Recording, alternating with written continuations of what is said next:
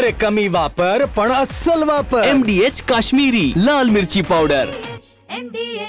कोल्हापूर जिल्ह्याचा पालकमंत्री म्हणून ज्यावेळेला राज्याचे मुख्यमंत्री आणि दोन्ही उपमुख्यमंत्र्यांनी आमच्यावरती जबाबदारी दिली, त्यानंतर या जिल्ह्यातल्या कामकाजाला अधिक गतिमान करण्यासाठी मुख्यमंत्री प्रशासकीय गतिमानता अभियान की जे 100 दिवसांच्या प्रोग्राममधला एक अत्यंत महत्त्वाचा टप्पा आहे। या टप्प्याच्या अनुषंगाने आज पहिल्या टप्प्यामध्ये सहकार विभागातील वेगवेगळ्या पद्धतीच्या कामकाजाची गतिमानता वाढावी, विशेषतः लोकांना अनेक वेळेला छोट्या छोट्या गोष्टींसाठी बऱ्याच कार्यालयांमध्ये एरझाऱ्या मारावे लागतात। या सगळ्यांवरती जिथं जे काम होत असेल ते अधिक गतीनं व्हावं, काही धोरणात्मक निर्णय घ्यावेत, काही उणिवा असतील त्याच्याबद्दल सूचना द्याव्यात आणि जर कोणी चुकत असेल तर त्याच्यावरती कारवाई करावी, या उद्देशानं सहकार परिषदेचं या ठिकाणी सहकार दरबाराचं आयोजन केलेलं आहे। जिल्ह्यातल्या सगळ्या विकास सोसायटी असतील, पतसंस्था असतील, वेगवेगळ्या पद्धतीच्या त्यांचे ऑडिटचे विषय असतात, त्यांच्या छोट्या छोट्या परवानगीचे विषय असतात, या विषयांनासुद्धा अनेक वेळेला बऱ्याचशा लोकांना एरझाऱ्या माराव्या लागतात।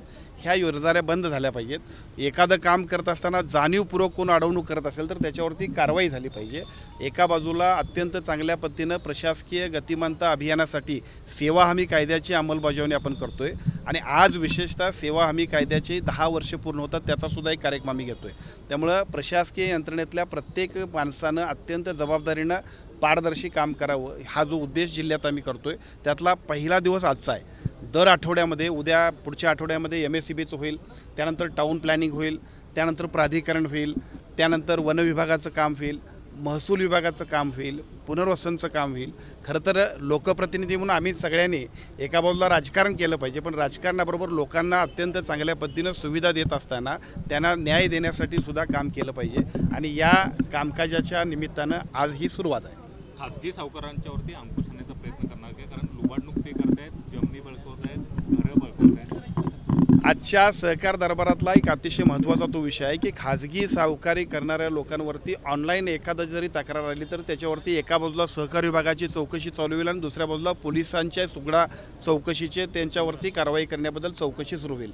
कारण आता एका बाजूला पतसंस्थांची चळवळ आपण बळकट करतोय, मायक्रो फायनान्सच्या यंत्रणेला ब्रेक लावून आपण अतिशय चांगल्या पद्धतीने बचत गटांची मुवमेंट करतोय आणि तिसऱ्या बाजूला राष्ट्रीयकृत बँका आणि सहकारी बँकांच्या माध्यमातून फायनान्स अत्यंत सुलभ पद्धतीनं आपण उपलब्ध करून देत असतो।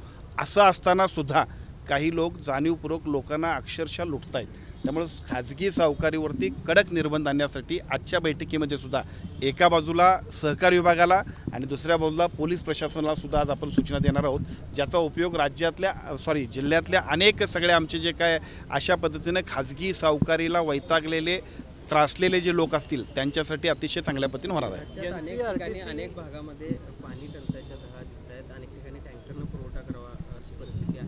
कोल्हापूर जिल्ह्यामधली काय परिस्थिती नेमकी आहे? पाणी कोल्हापूर शहरातले नागरिक म्हणतात पाणी टंचाई खूप मोठ्या प्रमाणात आहे। कोल्हापूर जिल्ह्यामध्ये विशेषतः पाणी टंचाईबद्दल जिल्हा परिषदचे CEO आणि महानगरपालिकेचे आयुक्त हे सगळे योग्य पद्धतीने काम करत आहेत आणि अतिशय चांगल्या पद्धतीनं पहिल्यापासूनच टंचाईच्या आराखड्यावरती दर 3 महिन्याला आम्ही ज्या काही बैठका घेतो आणि नियोजन करतो त्या पद्धतीनं कारवाई सुरू आहे। सुदैवानं आजसुद्धा जे काही एकूण सगळे आपल्याला टँकरची व्यवस्था व्हायला पाहिजे त्यासाठी योग्य पद्धतीचं नियोजन चाललेलं आहे। परंतु विशेषतः कोल्हापूर शहरामध्ये आज 1-2 दिवसामध्ये आपण बघितलं असाल तर आतासुद्धा महानगरपालिकेच्या आयुक्तांना मी बोललो आहे, त्याच्यानंतर एक बैठक आम्ही घेणार आहोत। ज्या पद्धतीनं तांत्रिकदृष्ट्या जी काय काळामोडीतला जो थोडासा तांत्रिक बिघाड झाला आहे, पण त्याच्यामध्ये कोल्हापूर शहरातल्या नागरिकांना थोडासा त्रास होतो आहे।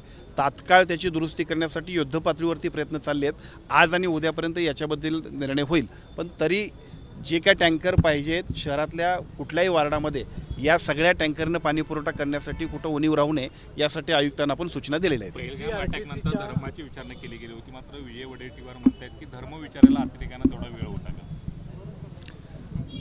खरं तर पहलगामवरती राजकारण करण्यापेक्षा आता ज्या पद्धतीची घटना घडली त्याच्यानंतर तीव्र निषेध करणं आणि याचा बदला घेण्यासाठी सुद्धा ज्या पद्धतीची लोकभावना दिसते त्याला योग्य अशा पद्धतीनं सर्वच नेतृत्वाने अतिशय जबाबदारीनं वक्तव्य करणं अपेक्षित आहे। अशा वेळेला राजकारण करणं हे अपेक्षित नाही। अभ्यासक्रमामध्ये सध्या जळत होतं आणि कागदपत्र जळालेली आहेत, कुठेतरी संशयाचा धूर येतो कार्यालयाच्या पद्धतीनं आग लागली आणि नाही, याच्याबद्दल माहिती घ्यावी लागेल। नेमकी वस्तुस्थिती काय, घटना घडलेली आहे, त्याच्यानंतर वस्तुस्थिती आपण बघूया आणि मग पुढे जाऊया। नितीश राणे आणि योगेश कदम यांच्यातला वाद गेल्या काही दिवसापासून सुरू आहे. हे सरकार गोंधळलेलं आहे, वडेट्टीवारांची थेट टीका आहे. सरकार गतिमान आहे. सरकार अत्यंत चांगल्या पद्धतीनं लोकांना न्याय देतं आहे. स्थानिक पातळीवरती प्रत्येक माणसांच्या काही भूमिका असतील आणि ते सगळ्या पद्धतीनं चांगल्या पद्धतीनं प्रत्येकजण काम करतो आहे. साहेब, एक गंभीर एक प्रश्न आहे. नागपूरमध्ये जे सर्वेक्षण झालं त्या सर्वेक्षणामध्ये अल्पवयीन मुलींच्या प्रेग्नन्सीचे प्रमाण वाढले. त्यामुळे मुलींना कुठेतरी गर्भपात करणं किंवा मारून टाकणं अशा होत आहे.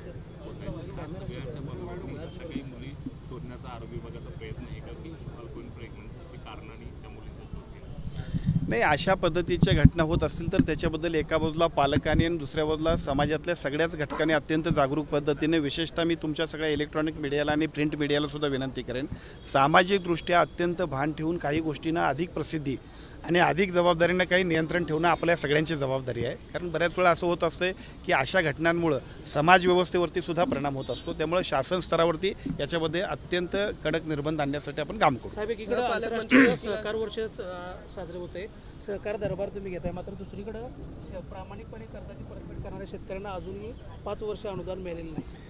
खरं तर आपण बघितलं असेल की महाराष्ट्राच्या एकूण सगळ्या विधानसभेच्या निवडणुकीनंतर अत्यंत चांगल्या पद्धतीनं एकापेक्षा एक अशा कर्जमाफीच्या विषयावरती त्या वेळेला निर्णय घेतले गेले. मागच्या वेळासुद्धा 50,000चा कर्जमाफीचा मुद्दा होता. त्या 50,000च्या कर्जमाफीमध्ये सुद्धा प्रोत्साहनात्मक अनुदान होतं, ते आपण देण्यामध्ये निर्णय घेतला आहे. पुढं सुद्धा याबद्दल आवश्यकतेप्रमाणे निर्णय घेणार आहोत. सहपालकमंत्री देखील अभ्यासक्रमामध्ये सध्या सहपालकमंत्री देखील आज कोल्हापूरमध्ये आहेत. त्यांच्या वेगळ्या बैठका सुरू आहेत. महालक्ष्मी आराखडा, ज्योतिबा विकास आराखड्यासंदर्भात वेगळ्या बैठका नाहीत. सगळ्यांचं काम हे प्रशासकीय गतिमानता करण्यासाठीचंच बैठक आहे. ते त्यांचा कार्यक्रम आटोपतील आणि याही बैठकीमध्ये त्या सहभागी होतील. आम्ही सगळेजण अत्यंत चांगल्या पद्धतीने समन्वयाने काम करतोय. साहेब, एक मिनिट माझं बोल दे, मला एक बाईट द्यावं का?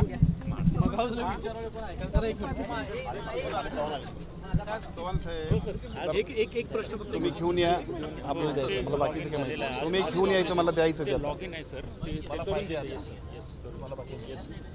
NCTCचा जो अभ्यासक्रम आहे त्या अभ्यासक्रमामध्ये मुघलांचे धडे काढण्यात आलेले आहेत. त्या ठिकाणी लाडकी बहीण असेल, त्यानंतर कुंभमेळा असेल, अशा पद्धतीचे धडे टाकण्यात आलेले आहेत. काय सांगता? मला थोडीशी माहिती नाही याच्यावरती, मी जरा माहिती घेऊन बोलणं अधिक उचित होतं. पहलगाम प्रकरणामध्ये पाकिस्तानचे यूट्यूब चॅनल्स मोठ्या प्रमाणामध्ये भारतात बंद करण्यात आले आहेत.